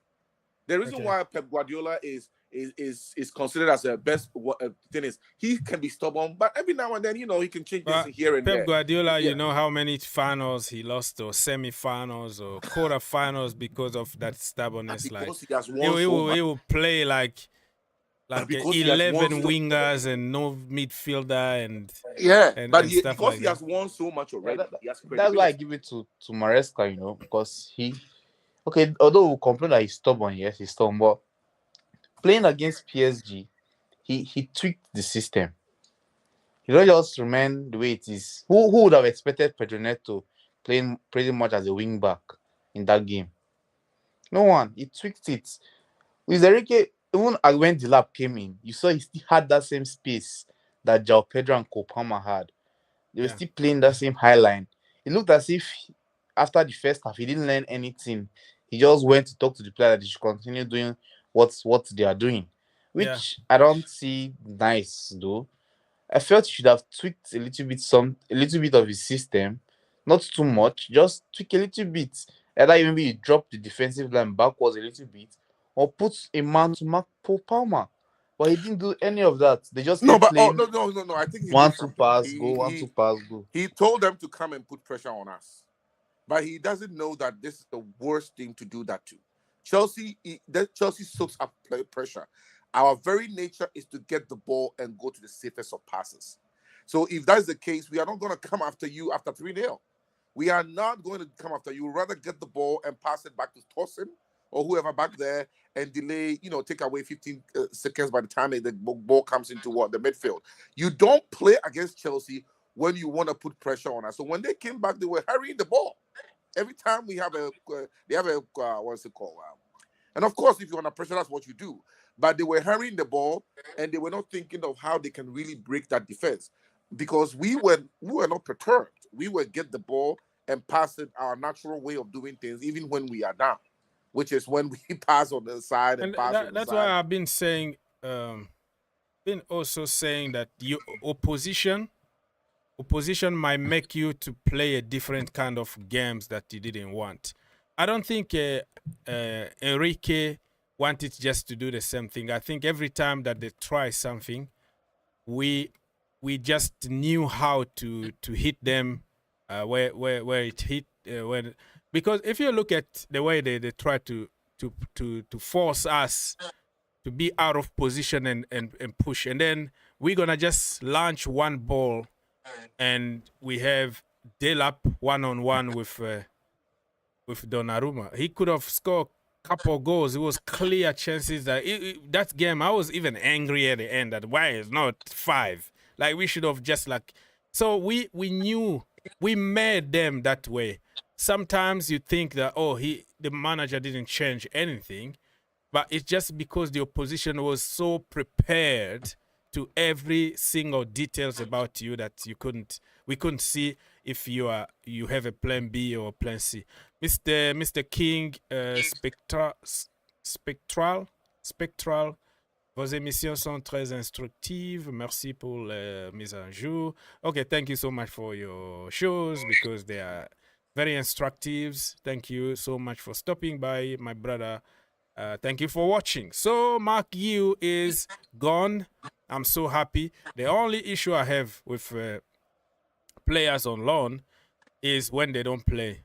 And most of the time, fans who don't understand how the loan system work, they're gonna tell you, "Oh, you are not good enough. That's why you're not playing." When it comes to loan, it has nothing to do with merit.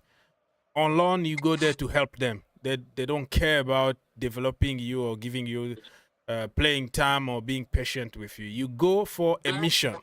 So let's say if they have their own kid from the academy, very good number 9, he's performing, scoring goals, you will see that Mark Gill, for example, is going to be on the bench and only want him on the pitch when that guy is tired or, you know, he's injured or something. So people who make analysis on social media would tell you, oh, because, oh, look, he went on loan and what happened on loan. They just don't understand those little details. Just because Andre Santos had a lot of playing games at, let's say, Strasbourg doesn't mean that Ugo Chuku is going to have the same amount of playing time when he plays for Southampton. Why? Because Strasbourg is basically Chelsea. They want you to develop. That is our other club. But in another club, it's rare, very rare, where you see a player on loan, a young player on loan, have week in, week out play every single game because they're also preparing about the future. Mr. Zion, you have to mute yourself if you're not talking because of the echoes. If you want to talk, you are mute yourself. Okay, thanks. So the reality on loan is not that easy. Andre Santos went on loan for a season at Nottingham Forest. He didn't even kick the ball. Probably have like 40 minutes. Are you going to tell me that he was bad? No, because they had already like Sangari and so many players that they bought that are doing good. So instead of giving a chance to somebody who is leaving the club, going back to Chelsea, the end of the season, we are going to give somebody who's going to stay with us a chance to develop. So that is how the loan works. So Chelsea, if they are smart enough, they have to include in the loan a clause that said you have to play a certain amount of money in the first part of the season. Otherwise, you pay us a fee and we recall our player in January. Because some loans are just like ridiculous. It's just like stupid. People just waste time for no reason. It has nothing to do with the quality of the player, but because they have their own players, they want you just in case somebody got injured or they are struggling with something. So I hope that this loan is going to be a good loan for him and he's going to play in the Premier League, prove people what he can do. And I really rate this guy. I rate him a lot, Mark Yu. He's a very, very good player. If given a chance to play week in and week out, this brother is going to be a very, very good Premier League As a striker? Huh? As a real Premier League striker? He's going to be one of them. I'm not saying he is now. Yeah, I know. You rate him as potential Premier League potential striker. Because why? And bagging like goals, he got goals. He got everything. I've never seen any striker press that way in a long time since like Diego Costa. Like the pressing is there, the movement is there, the body, the runs, everything, the heading. He got everything. He just still to combine and put those elements together. And to put them together, you have to play. You have to be allowed to make mistakes. This is the reason why you see young players develop very well in teams like Brentford, Brighton, or some lower teams like, let's say Wolves, because he's making mistakes, learning from mistakes, and playing in the toughest league in the world. That is a combination of wow. So this guy here, Gio, if he plays one season full of football, come back here and I will tell you, I told you so. What a player. I believe in him. I know. I mean, I've watched him, and I don't see it, but I've not seen him in that critical sense. I've not watched Because him you haven't seen him a lot. The only time he played was in So where the did you Europa get your judgment from? in You haven't Europa seen him a lot. League in the Conference League, and after that he got injured from January to almost April. He got injured more, so he played only half of the season. That's why you saw him only in few games in the Conference League, and he also almost finished top scorer in the Conference League. People are gonna tell me Astania. I know that. Okay, Sunday League, pub teams. I know that. But to score, you have to be there to score goals, and you have to see the movement the player is making, the effort he's doing, and how he sacrificed even his body for the team. So you can tell you haven't seen enough of him because he only played half of the season. The other half he was injured the same time as Nicholas Jackson. And he even stayed out more times than Jackson. Jackson was already back, and Guiu only was given few minutes, I think, in the last game of the season against Nottingham Forest, just to give him a sensation of back on the pitch. But the entire second part of the season he was injured. Few minutes in the last game of the season against Nottingham Forest, and in the final of the Conference League, he also was given few minutes just so he can feel good about he was there, because he really was very good during the campaign. So you can't really judge him. You haven't really seen him that much. That's why you don't really rate him. All right, people. Slowly and surely, we are trying to. Okay, we are trying to conclude this show. I'm checking on headlines here. Yohan Wissa already officially told Brentford that he wanna leave the club, so you have to keep an eye on that. Brentford, I don't even know what position they're gonna finish. Their manager is gone. Their best player is gone. Last season they lost Ivan Toney. This season they lost Mboemo. And who else are they gonna lose? Wissa wanna go. I think there is another player that is going. So they're gonna really start from zero. And they have a rookie manager who used to be like assistant manager, who is their manager now. It's going to be a tough season for them. I am going to put them on a relegation battle zone. You're right. All right. Is there Even Bournemouth. I think Bournemouth just had a glimpse of what is going to come in the Premier League against Manchester United. Bournemouth also, yeah, you're right. We just might give them a little glimpse of what they're going to face. Yeah. We all know the Bournemouth of last season, even if it's preseason. Anytime they catch Manchester United, it's always a clean sheet. They defeat them hands down. But I think last night or so, Bournemouth really got a little taste of how the season is going to be, because losing. I mean, preseason, unless it's their best player. Even Newcastle. Preseasons are not really a yardstick. You can really flop. Even Newcastle. I really feel sorry. I know what Zion is saying. Preseason kind of telling you, like, Bournemouth, you are lacking a lot of players. Look, you're lacking a lot of left, players. even if they got one of the best goalkeepers in Petrovic. That is kudos to them. They lost Zabani. They lost. They are about to lose Zabani, by the way. But they lost Gyokeres. All right. They lost also this guy Dean Huijsen. Who else they lost? Bournemouth. They lost some key players there, so they're gonna just like restart from zero. That's what he's trying to say. with these lower tier teams, when they sign somebody, we hardly ever know of them, because they don't go out for the big targets. They don't go out for the Gyokeres or whatever, where the entire world football media zeroes in on them, and then we discuss them ad nauseum. They go for the same.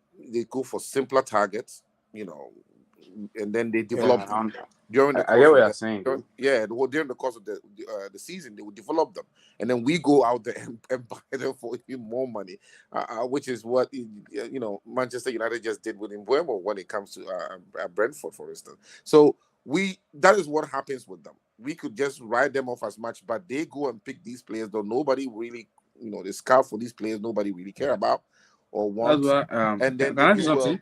Yeah. So that cannot be, and for me, since they are also players with the same two legs and two hands, and they can run the same way that the ones we invested $1 trillion in can run. They come out there and every now and then they challenge. This is what makes the Premier League interesting, because those players that they just brought in come in excitable about the opportunity and the experience of being a player at the Premier League. So when they meet all these big boys, they really outplay them. They don't outplay them. They really go stand up for the challenge, and then that means that they get recognized. Most of the time, the players that destroy teams, if the opposition is one of the big six, they all turn around and be like, "Who is this player that did this to us? Let's go get him." And so they get all this opportunity. So I don't write these teams off. It's very hard for the relegated the players that were just the teams that were just promoted, however, to stay promoted. That is what we should focusing on when it comes to relegation. Now, No, but of course, unless you are great teams once before, then you come back in and you want to stay in. But these days, it's very hard for you to get promoted and stay on because of the resources. You need a year or two for stability, and those that have gotten that stability tend to stay on. Okay. All right. So yeah, I agree with you, though. But another club I pity this is Newcastle. Their best striker has told them that he wants to go. They went for Joao Pedro, Chelsea hijacked him. They went for Ekitike, Liverpool got him. These Data Honda is the worst, considering that they're like the richest club they in the are whole not world. allowed to spend the money because of Exactly. PSR. PSR So regulations. Yeah. It's and they very have sad. lost all preseason games so It's not far. fair, though. They It's not haven't fair. they haven't won anyone. It's So not I guess fair. Eddie Howe needs to go back to the drawing board and really I don't know look why at they what is signed wrong. up to this PSR thing. I mean, Yeah, if I you think want a to maintain, PSR is made just to block newcomers. the thing is this, right? Established clubs are Yeah, trying to block. I think the league is so hot, and people that are in charge don't want it to come down ever, because it wasn't always the hottest league in the world. Even when it was established, we know Italy was the best in the mid to late 90s. Even though Premier League was still on there. Now population have exploded. This has become a very popular kind of league. The whole world watches it because of also the media being very accessible now when it comes to the games. So we don't know what the future holds in the next 20, 30, 40 years for the Premier League. We don't know if another league will surpass it. But for now, it's very hard. So, but the people that are involved in it want to make sure they sustain it, because if it gets to a point where all these monies that we toss around in millions here is not able to be sustained, then if it feels like it will bring things down. So they want to modulate things a little bit, just like the US. They have the pay systems, and you have to make sure you spend within your means. There's nothing wrong with that, but if you want to stay competitive, you have to make sure that at least the players the teams that can come up there and challenge this traditionally established teams can, and Newcastle is capable of doing that. Now if they are not having success on the field, then beyond the field they can have more success. That if you build a stadium, it is not part of your spending, right? They want to really change James Park, right? But if you're not having a success, it doesn't translate. Now you could say that it's not Tottenham build a stadium, even though their teams were not performing excellently. But Tottenham is in London, and when your team is in London, it has more advantages. You know that when you build a stadium, it's not only for people coming in there to play the games, but you can also rent it out for other activities. So London properties are hot. But if you are up there in Newcastle, you are limited. So you need a investment policy for people to come in there and obviously come in and spend more time and money and resources in making sure they develop the area that they live in. And they want to really make sure that they have a better stadium. They won't do that if they are not sure if they want to keep the team in the first place, because they are restricted to how much they can spend, and all of that. So that's what I think is happening in Newcastle. I'm not, of course, an expert in Newcastle's footballing activities, but that's what I think is happening. Phantom of many topics. Yes, hi. I just want to quickly ask a few questions. Yes, sir. First of all, how come Chelsea is playing on the 9th against Leverkusen and then the 10th or something against Milan? It might be, you played day after day, or is it just because it's a friendly they're going to cut up? It's a commercial event. It's one of the sponsors, like Visit Malta, put a lot of money to promote their countries.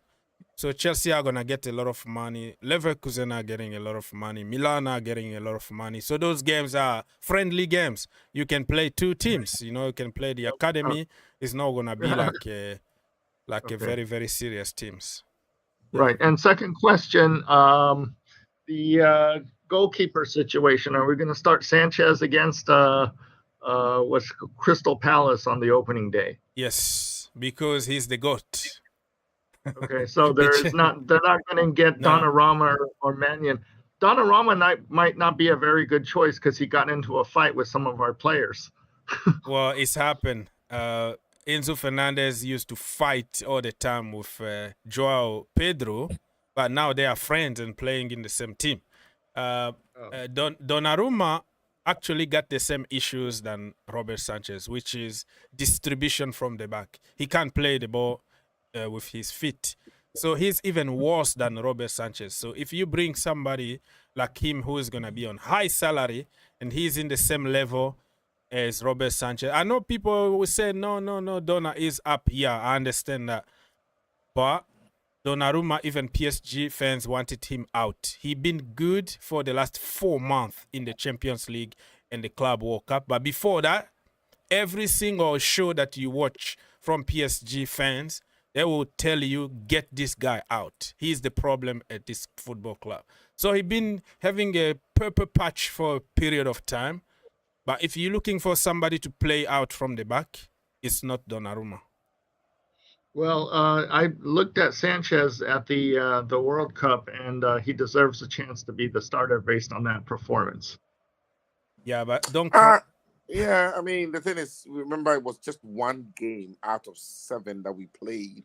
That was an incredible performance there. That was an incredible performance. It was an incredible performance, no question. And he has the ability to every now and then show us this side of him. He's able to do conduct some amazing saves when he's on the field. But he also has, and I think maybe it comes in the territory of somebody who can do that can also be dumped like that in terms of his play style, where he can give the ball from nowhere, under no pressure, give the ball to an opponent. And it's because he gets this brain fog, like he gets to a point where he doesn't know what he's doing. And it's a combination of things. What the coach has instructed him to do, the circumstances he finds himself in on the pitch right there, and also his own ability to read the game. Now, I'm sure that those 3 things are important. Whatever is forcing you to do what you're doing, what you've been told to do, and your own instinct as a footballer. And what do you do with the ball? That's what we watch as fans. What does he do? We can tell that half of what they do has clearly not been taught. Is the ability of the player to do what they do naturally, or they have worked hard on it. And those are the things that makes us rate a player.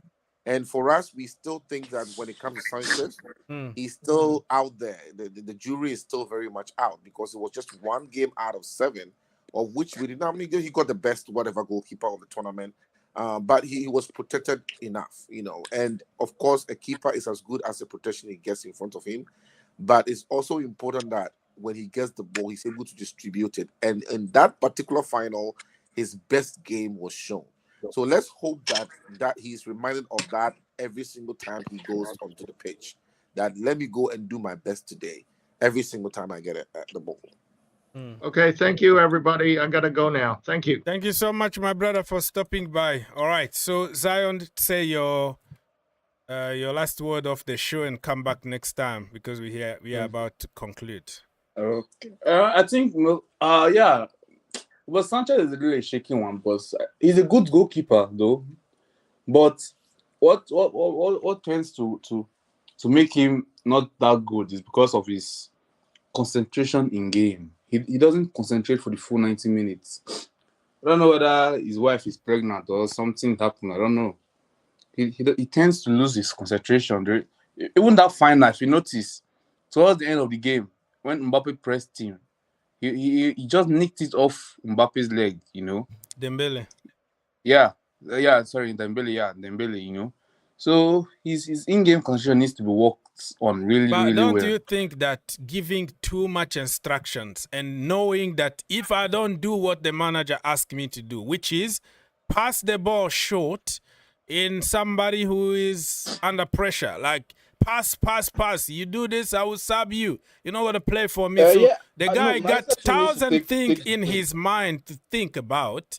That's why he's busy. He's not focused. He's focused on my career is done because I'm not doing what the coach asked me to do.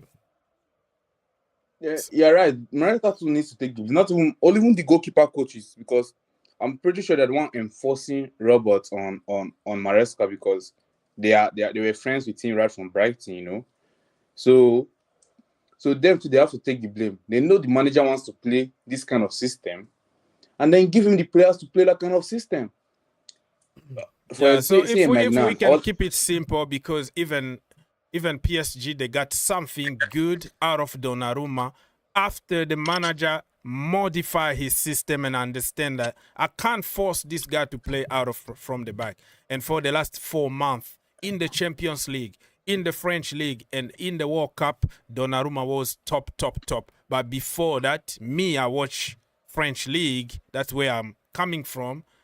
And he was just awful. Like, everybody wanted him out. But it's just like a recency bias. You know, we fans, recency bias of, okay, somebody did good for a short period of time.